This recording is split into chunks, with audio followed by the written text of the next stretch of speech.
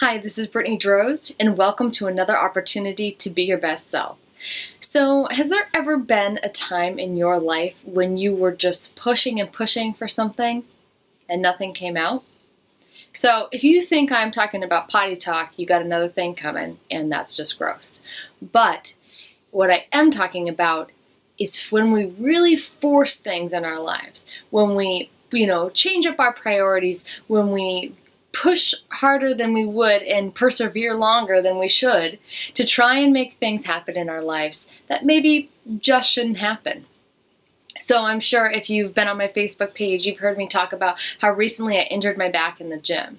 What was I doing? I was pushing too hard. I didn't listen to myself.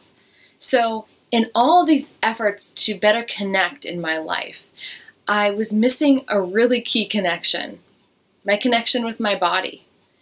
And if I had listened to what it was telling me, which was, please stop, don't do that anymore, I wouldn't have had this terrible hurt back, right? But what did I do instead? I pushed, I kept lifting, I kept trying to keep up, and my body said no more. So, there are other times in our lives when we do this, where we think, I want that promotion, I've got to get this degree, I have to have, this new house in my life, and we try to make this thing happen. We get out of balance in other areas in our life because we're trying so hard to make this one thing happen, and something tells us to stop, right? For me, it was a forced stop. I was on the floor, immobilized, but we can get so attached to this idea of making this one thing happen that we become blind. We have this like tunnel vision to other things in our life that are actually more important or the things we actually need. So how do we stop this from happening? How do we keep this these priorities in check that sometimes can get out of alignment when we're pushing too hard, right?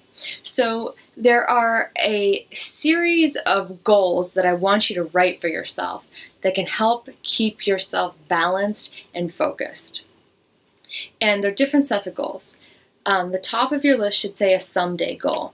So this could be 10 years from now, way off in the future, whatever it is, it's something big. It's life-changing. If you had this in your life, you would be living exactly the way that you wanted to. And then I want you to have a 5-year goal. And a 5-year goal is something that would need to happen in order for this someday goal to happen. And then I want you to write down a 1-year goal. And with this 1-year goal, that would need to happen in order for the 5-year goal to happen, in order for the someday goal to happen.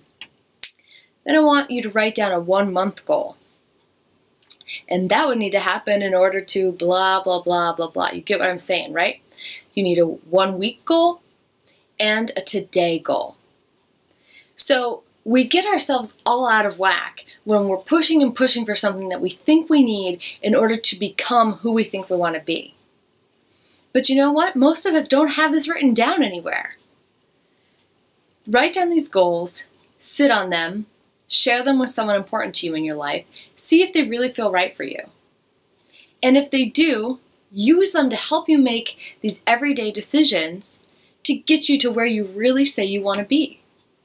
If I would have done that, I would have realized that lifting that weight was not going to do anything for me, was not going to help me get to my bigger goal. I didn't need to do that. And so what has happened instead, is I have had to rein everything in, pull everything way back in order to just do the basic needs, right? So make this different for yourself by writing out these goals and sticking to them. I want to hear from you. I want to hear what the goals are. I want to hear how they've changed your behavior and what you're doing to stick to them. Remember, you deserve to be your best self and live a life that you truly love.